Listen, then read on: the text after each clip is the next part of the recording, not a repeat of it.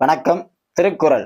தற்பொழுது நாம் கற்றுக்கொள்ளப் போகும் திருக்குறள் பிறவி பெருங்கடல் நீந்துவர் நீந்தார் இறைவன் அடி சேராதார். பிறவி பெருங்கடல் நீந்துவர் நீந்தார் இறைவன் அடி சேராதார். அதாவது நம்ம வாழ்க்கை பிறவி பெருங்கடல், அதாவது நம்ம இந்த பூமியில பிறந்ததுல இருந்து நம்ம கடைசியா சாகும் காலம் வரைக்கும் உள்ள வாழ்க்கை ஒரு பெரிய கடல்ல நீந்துற மாதிரி. அப்படி நீந்தும் போது அதுல சில பல மனிதர்கள் சுலபமா நீந்துவாங்க, பல மனிதர்கள் சிரமப்பட்டு நீந்துவாங்க. அப்போ சுலபமா நீந்துறவங்களும் இருக்காங்க, கடினமா கஷ்டப்பட்டு வாழ்க்கை பயணத்தை நீந்துறவங்களும் இருக்காங்க.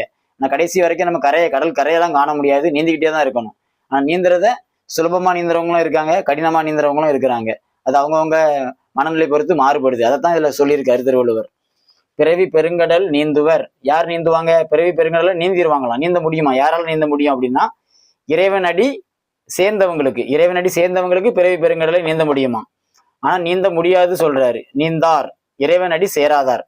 நீந்தார் இறைவன் அடி சேராதார்.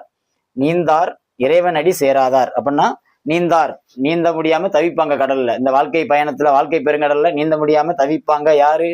இறைவன் அடி சேராதார். அப்போ இறைவன் அடின்னா என்ன அப்படின்னா, இந்த இதுல இறைவனை சேர்ந்தாலே போதுன்னு சொல்லலாம். திருவள்ளுவர் இறைவாழ்த்து பகுதியில இறைவனை சேர் அப்படிங்கிறத நேரடியாக எதுவுமே சொல்ல மாட்டார். இறைவனை சேர சொல்லியிருப்பார். ஆனா இறைவனையும் இறைவனுடையதையும் சேர்த்துதான் சேர சொல்லுவார். ஏன்னா இறைவனை மட்டும் சேர்ந்தா நமக்கு முழு பலன் கிடைக்காது.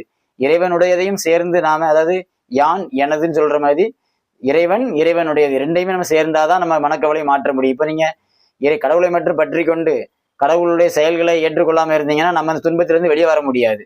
அப்போ கடவுளையும் ஏற்றுக்கொள்ளணும், இறைவனையும் ஏற்றுக்கொள்ளணும், இறைவனுடையதையும் கடவுளுடையதையும் நம்ம ஏற்றுக்கொள்ளணும். இரண்டையுமே ஏற்றுக்கொண்டாதான் நம்மளால ஒரு முழு நிறைவு கிடைக்கும். இதைத்தான் ஒரு குறளில் சொல்லுவார் திருவள்ளுவர்.